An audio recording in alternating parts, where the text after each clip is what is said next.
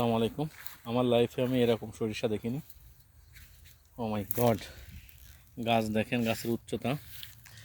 গাছের উচ্চতা প্রায় 4 ফুট মতো, এবং গাছের শাখা প্রশাখা কত দেখেন। ও মাই গড! এটা ইন্ডিয়ান জাত। একটা গাছে মনে হয় 15 থেকে 20টা আছে, ডালপালা আছে, এবং এই পরিমাণ সরিষা।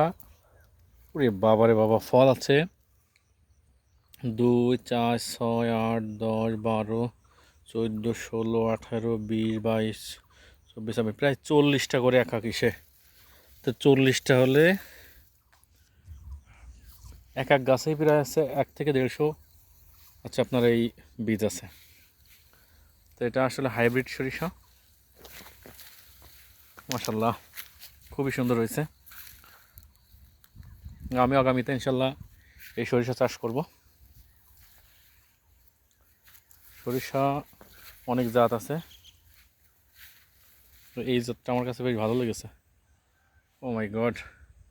এ মনে হয় বিঘা প্রতি 10 থেকে 12 মণ হবে, তার বেশি হবে, বেশি ছাড়া কম না। আজকে আসছিলাম এটা মাঠ পরিদর্শন করার জন্য, তো এসে দেখলাম এইভাবে সরিষা। ও মাই গড! এই সাইডটা একটু দেখাই। এই দেখেন ফল, দেখেন ফল, মাথা নষ্ট ফল। ও মাই গড! কি সুন্দর ফলে!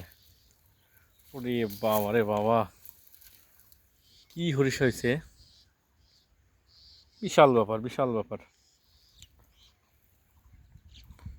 সরিষার তেল যারা আছে, যাদের হার্টের সমস্যা আছে, তারা সরিষার তেল খাবেন। সরিষার তেল অনেক উপকারী, কোনো সমস্যা হয় না শরীরের, এবং সরিষার তেলের মাত্রা কম দিলেও হয়ে যায়, পরিমাণে কম লাগে। তো যাদের জায়গা জমি আছে তারা বছরের সরিষা বাড়িতে উৎপাদন করতে পারেন। ও মাই গড!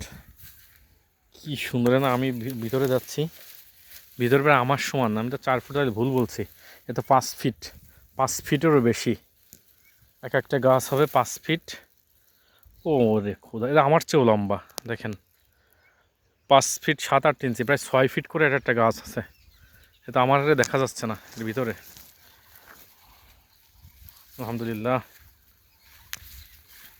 তো কৃষি আসার সম্ভাবনাময় একটা ফসল বা সম্ভাবনাময় ভবিষ্যৎ।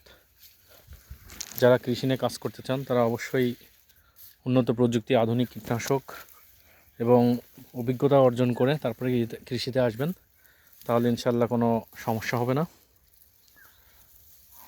খুবই সুন্দর।